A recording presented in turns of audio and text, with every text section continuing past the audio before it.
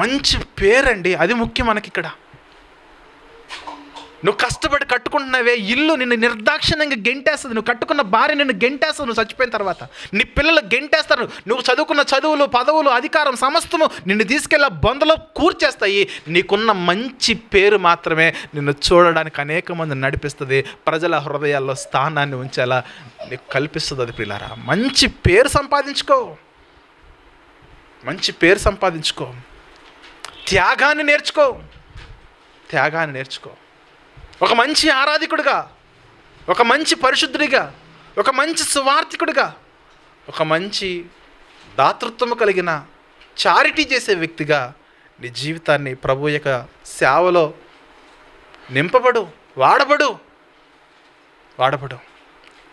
నా దగ్గర ఏమున్నాయండి చారిటీ చేస్తాను ఎందుకంటే, నువ్వు చారిటీ చేయాలని మనసుంటే ఎవరికి చారిటీ చేయాలో వారిని దేవుడు నీ దగ్గర పంపిస్తాడు.